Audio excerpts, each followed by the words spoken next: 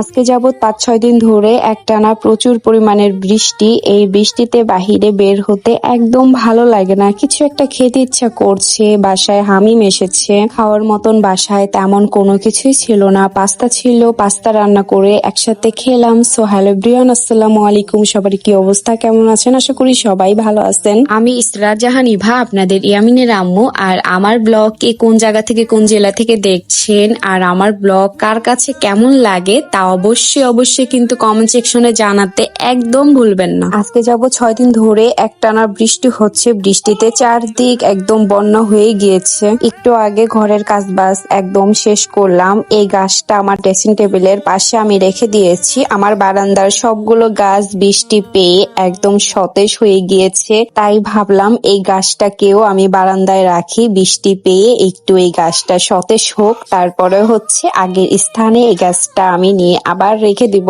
আমার বাবাই সব সময় হামিম মামা করে, সেজন্য হামিম এসেছে আমাদের বাসায় আমার বাবার সাথে একটু সময় দিতে। কিছুক্ষণ বৃষ্টি নামা থেকে একদম বিরত ছিল, হঠাৎ করে আবারও বৃষ্টি চলে এসেছে। বৃষ্টিতে কি খাওয়া যায়, কিন্তু ঘরে খাওয়ার মতন তেমন কোনো কিছুই ছিল না। ভেবেছিলাম নুডলস রান্না করব। নুডলসের বাক্সটা খুলে দেখি 1 প্যাকেট নুডলস আর 1 প্যাকেট পাস্তা আছে। আমি পাস্তার প্যাকেটটাই সিলেক্ট করি, কারণ একটা নুডলস দিয়ে হবে না, 1 প্যাকেট পাস্তাই আমাদের লাগবে। পাস্তা রান্না করার জন্য ফ্রিজ থেকে আমি ডিম বের করে নিলাম আর দেখলাম সবজি আছে কিনা। ইভেন আমার ঘরে কোথাও সবজি নেই, শুধু আলু ছাড়া। আজকের পাস্তা রান্নার মধ্যে আমি আলু তো একদম দিচ্ছি না, কিন্তু নুডলস আর পাস্তা রান্নার মধ্যে যে কোনো সবজি দিয়ে রান্না করলে কার কাছে কেমন লাগে আমি জানি না, কিন্তু আমার কাছে খেতে বেশ ভালো লাগে। পাস্তাগুলো সিদ্ধ করার জন্য আমি চুলায় গরম পানি বসিয়ে রেখে দিয়েছিলাম। পানিটা বলক আসার পরে পাস্তার প্যাকেট ছিঁড়ে আমি গরম পানির মধ্যে পাস্তাগুলো ঢেলে দিয়েছি। তারপর আমি যে কাজটা করতে সব সময় ভুলে যাই, নুডলস বা পাস্তার প্যাকেট ছিঁড়ার পরে যে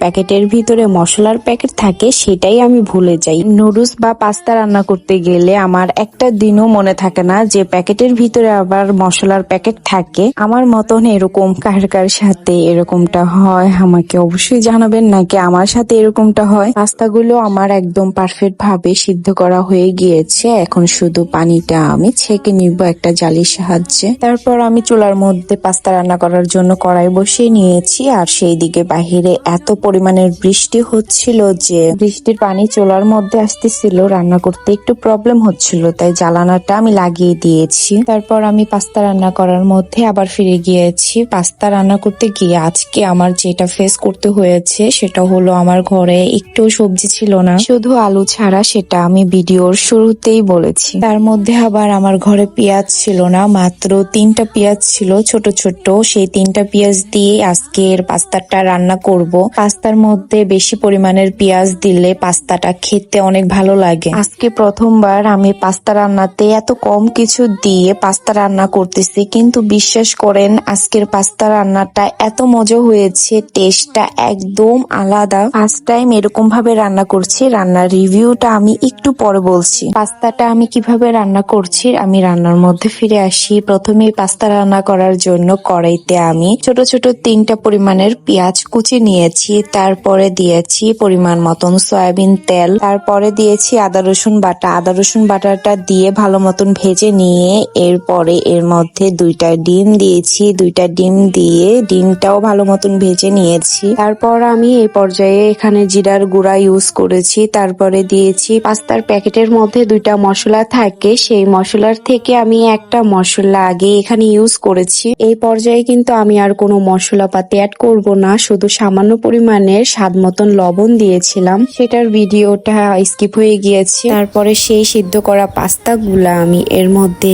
দিয়ে দিয়েছি। পাস্তাগুলা কড়াইতে দেওয়ার পরে আমি আর লাড়তে পারছি না, আমার অনেক কষ্ট হয়ে যাচ্ছে। আমি না সব সময় এরকমই করি, পাস্তা বা নুডলস যে কোনো কিছুই রান্না করতে গেলে রান্নার কড়াই বা ফ্রাই প্যান আমি অনেক ছোট নিয়ে নিই। খাবারের থেকে আমার খাবারের পাত্রটাই ছোট হয়ে যায়। আমি এই জিনিসটার আইডিয়া করতে পারি না যে রান্না করার পাত্রটা আমি নেব, ওই রান্না করার পাত্রতে আমি কি ভালোভাবে লাড়াচাড়া করতে পারবো কিনা সেটা আমি একদম আইডিয়া করতে পারি না। কিন্তু আজকের পাত্রটা আমি চেঞ্জ করি নাই, কারণ পাস্তা রান্না করতে গেলে এতটা সময় লাগে না, একটু লাড়াচাড়া দিয়ে নামিয়ে ফেললেই হয়। যাই হোক, তারপর পাস্তার মধ্যে এই পর্যায়ে আমি 2 রকমের সস দিয়ে দিয়েছি। প্রথমে দিয়েছি গ্রিন চিলি সস, তারপর দিয়েছি হট টমেটো সস, প্রাণের 2টা সসই আমি ইউজ করেছি। আমার বাসায় এই 2 রকমেরই সস ছিল, আমি এই 2টা সস ইউজ করেছি। তবে এই 2টা সস ইউজ করাতে মনে হয় আমার পাস্তার টেস্ট একদম দ্বিগুণ বেড়ে গেছে। মানে এত মজা হয়েছে, এত টেস্টি হয়েছে কি বলবো। আরেকটা জিনিস পাস্তার মধ্যে আমি দেই নাই, সেটা আমার বাসায় নেই বললেই চলে, তবে আমার ছাদ বাগানে আছে, সেটা হচ্ছে কাঁচামরিচ। বৃষ্টির কারণে কাঁচামরিচ ছাদের থেকে আনতে যাই নাই, তবে গ্রিন চিলি সসটা যেটা আমি দিয়েছি সেটার কারণে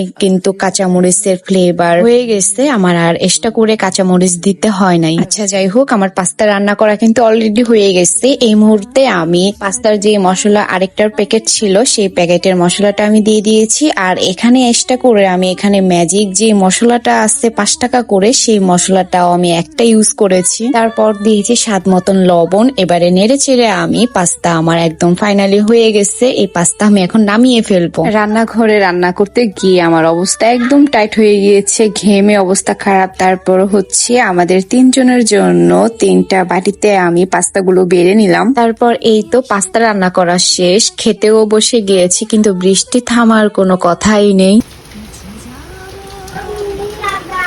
বৃষ্টির সাউন্ডটা আমি একটু দিয়ে দিলাম। আচ্ছা যাই হোক, তারপর ঘরে এসে 3 জন মিলে একসাথে পাস্তা খেলাম, আর আমার বাবাই আর হামিম লুডো খেলতেছিল। আমার বাবাই কিন্তু লুডো খেলতে পারে না, হামিম ভাইয়া অনলাইনে যেভাবে লুডো খেলতেছিল খেলতেছে, কিন্তু আমার বাবাই হচ্ছে দুধ ভাত। মানে আমি যেভাবে বুঝাতে চাচ্ছি আপনারা অবশ্যই বুঝতে পারছেন, আমার আর বুঝাতে হবে না। এখনো পর্যন্ত বাহিরে প্রচুর বৃষ্টি হচ্ছে, বৃষ্টি থামার কোনো নাম নাই, বাহিরে একটুও বের হওয়া যায় না। ঘরে বসে বসে পাস্তা রান্না করে আমরা 3 জন ভাই বোন আর আমার বাবাই মিলে খাচ্ছি, বেশ ভালোই লাগছে। পাস্তা খেতে খেতে আমার ব্লগটি এখানে শেষ করছি। সবাই ভালো থাকবেন, সুস্থ থাকবেন, আর আমার জন্য দোয়া করবেন। আল্লাহ হাফেজ।